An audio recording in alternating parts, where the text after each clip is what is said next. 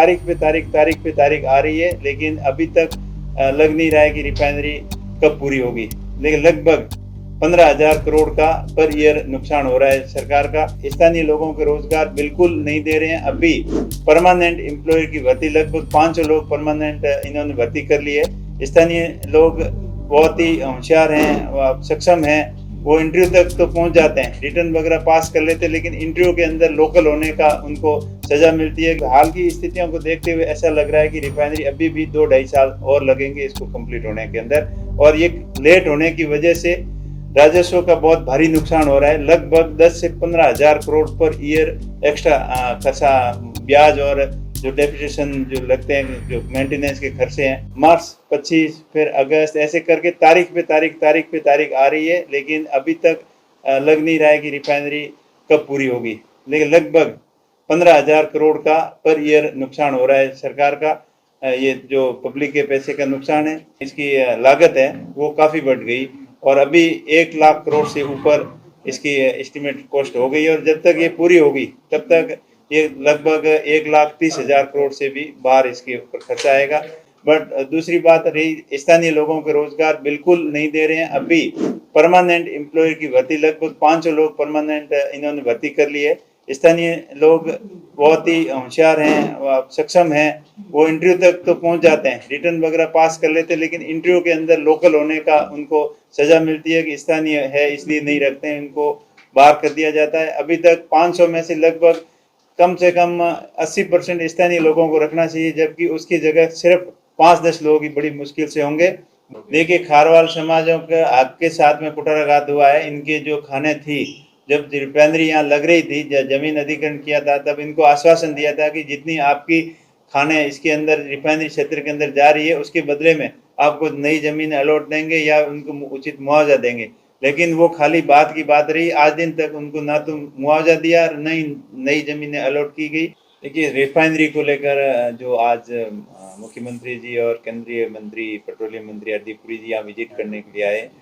मैं आप लोगों के माध्यम से ये कहना चाहूँगा कि रिफाइनरी का उद्घाटन 2014 के अंदर हुआ था, जब यूपीए सरकार थी, और उसके बाद में जब सरकार बन गई थी बीजेपी की, तब उनको जानबूझ के उस काम को रोक दिया गया, और उस उद्घाटन किए हुए को दोबारा 2018 के अंदर दोबारा इसका उद्घाटन किया गया, और फिर इसका टाइमलाइन थी 2021 तक इसको पूरा करने की, लेकिन कोविड की वजह से थोड़ा डिले हो गया, और इसकी लागत थी इनिशियल स्टेज 43,000 करोड़ रुपए में ये प्रोजेक्ट बनना था, लेकिन सरकार की उदासीनता के चलते लेट लतीफ होते होते ये काम इसकी कॉस्ट, जो प्रोडक्शन इसकी लागत है, वो काफ़ी बढ़ गई, और अभी 1 लाख करोड़ से ऊपर इसकी एस्टिमेट कॉस्ट हो गई, और जब तक ये पूरी होगी तब तक ये लगभग 1,30,000 करोड़ से भी बाहर इसके ऊपर खर्चा आएगा, और लेट लतीफ होने की वजह से इसका खर्चा बढ़ रहा है,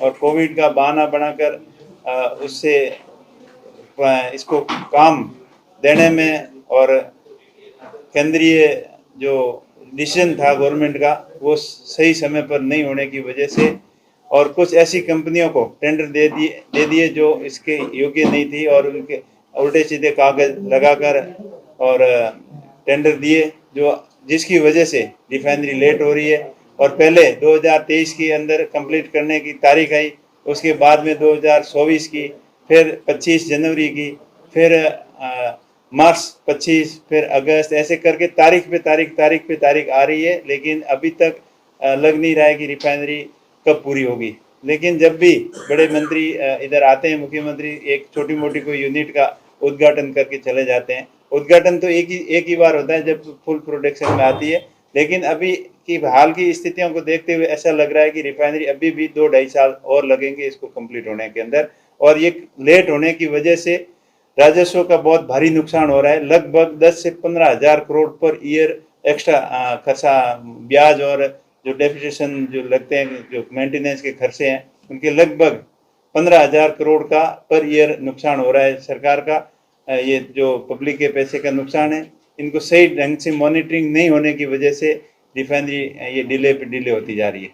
अगर बात करें तो आज केंद्रीय मंत्री जी ने कहा है कि बहुत जल्द हम इस साल के अंत में तोहफा देने वाले हैं, तो क्या उसको लेकर क्या कहना चाहेंगे और स्थानीय युवाओं को यहाँ पर रोजगार देखिए, मिले? तोहफे की बात ये पिछली तीन बार, ये अभी तीसरी बार ये कह के गए कि अभी शुरू कर रहे हैं, लेकिन मुझे नहीं लग रहा कि ये फुल फ्लैश दिसंबर तक शुरू हो पाएगी। कोई एक आध यूनिट भले ही शुरू कर दे, बट दूसरी बात रही, स्थानीय लोगों को रोजगार बिल्कुल नहीं दे रहे हैं। अभी परमानेंट एम्प्लॉय की भर्ती लगभग 500 लोग परमानेंट इन्होंने भर्ती कर ली है।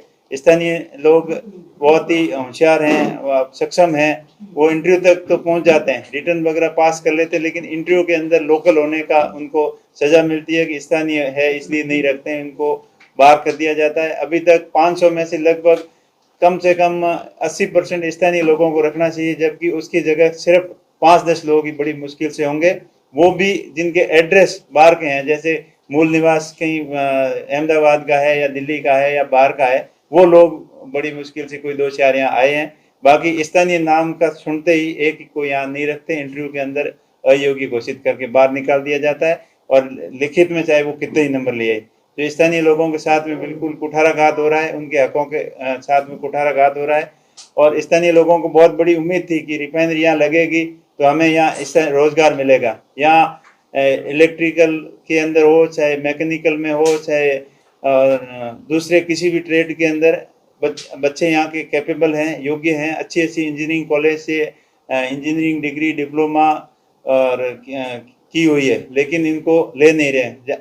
लास्ट फायरमैन तक भी यहाँ के लोगों को नहीं ले रहे हैं। वो फायरमैन को तो यहाँ पहले एक्सपीरियंस वाले भी खूब लोग हैं, लेकिन किसी को एक्सपीरियंस का हवाला दे देते हैं, किसी को कुछ बहाना बनाकर नहीं लिया जा रहा है। तो मैंने मंत्री जी से पहले दिल्ली में बात की थी कि आप वहाँ पचपदरा जा रहे हो तो कम से कम ये बात जरूर कहना कि स्थानीय लोगों को प्राथमिकता दे। तो मंत्री जी ने थोड़ा सुना तो था, लेकिन उसको गंभीरता से नहीं लिया। सर, सीएसआर फंड को लेकर भी तमाम तरीके से सवाल है, क्या लोकल खर्च हो रहा है, क्या कुछ? बिल्कुल, सीएसआर फंड और ईएसआर फंड जो भी इनके इन्वायरमेंट क्लियरेंस के लिए स्थानीय जो पर्यावरण को नुकसान होता है उनकी भरपाई के लिए सीएसआर और ईएसआर फंड इनको 2.5% खर्च करना होता है एज पर नाम।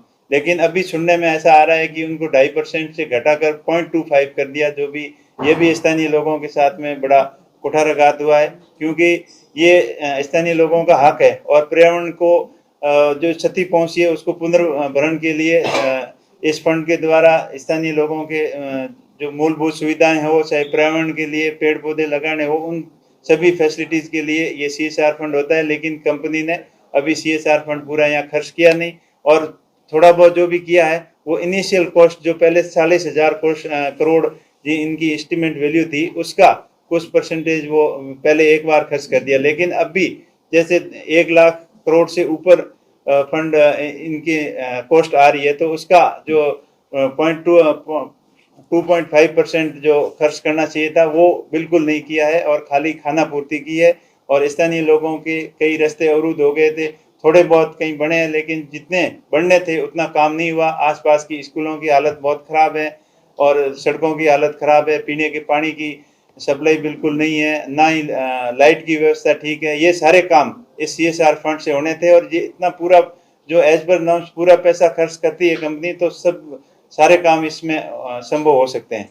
सर, लोकल लोगों की रोजगार की बात की तो आपने संसद में भी मुद्दा उठाया होगा, लेकिन मिल तो नहीं रहा है। क्या आगे की क्या कुछ आगे की ये प्लानिंग मैंने मंत्री जी से भी बोला था, मुख्यमंत्री जी को भी पत्र लिखा है। अगर इसके बारे में ये इसके ऊपर गौर नहीं करते हैं तो अभी आने वाले समय में दीपावली के आसपास बड़ा आंदोलन करेंगे और स्थानीय लोगों को अपना हक दिलाने के लिए संघर्ष करेंगे। सर, पचपदरा है जो नमक की खदानों से प्रसिद्ध है, पर आज स्थानीय की बात करें तो नमक की खदानें धीरे धीरे विलुप्त होती जा रही है, और आज खारवाल समाज के लोगों ने मुख्यमंत्री से बात कर ज्ञापन भी, इसको लेकर आप क्या कहना चाहोगे? देखिए, खारवाल समाजों के आपके साथ में कुठाराघात हुआ है। इनके जो खाने थी, जब रिफाइनरी यहाँ लग रही थी, जमीन अधिग्रहण किया था, तब इनको आश्वासन दिया था कि जितनी आपकी खाने इसके अंदर रिफाइनरी क्षेत्र के अंदर जा रही है उसके बदले में आपको नई जमीन अलॉट देंगे या उनको उचित मुआवजा देंगे।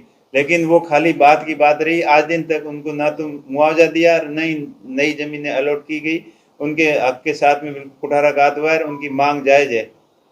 क्योंकि पेट्रोल पंप को लेकर भी सरकार के बड़े-बड़े दावे किए जा रहे हैं कि इस इलाके में पूरा एक पेट्रोल पंप स्थापित होगा। रिको द्वारा कई जगह जमीनें अलॉट की गई है, वक्त भी की गई है, लेकिन अलॉटमेंट की प्रक्रिया नहीं हुई है। यहाँ जो भी उद्यमी आ रहे हैं निवेश को लेकर, क्योंकि वो माहौल नहीं मिल पा रहा है, वो नहीं, अभी खाली बातें ही हो रही है। मैं कह रहा हूँ ना, रिफाइनरी का जो काम होना था वो भी मुझे नहीं लग रहा है 2028 से पहले पूरा होगा। अभी 2-2.5 साल और लगेंगे। और पेट्रोकेमिकल जोन हब जो बनाने की सरकार बार बार बात कर रही है, अभी तक खाली बातें ही बातें हैं धरातल पे, या अभी तक कोई काम नहीं हुआ है। न तो कोई जमीन अलॉटेड की गई है, न ही कोई इंडस्ट्रियल एरिया डेवलपमेंट किया गया है, न ही कोई नोटिफाइड किया गया है।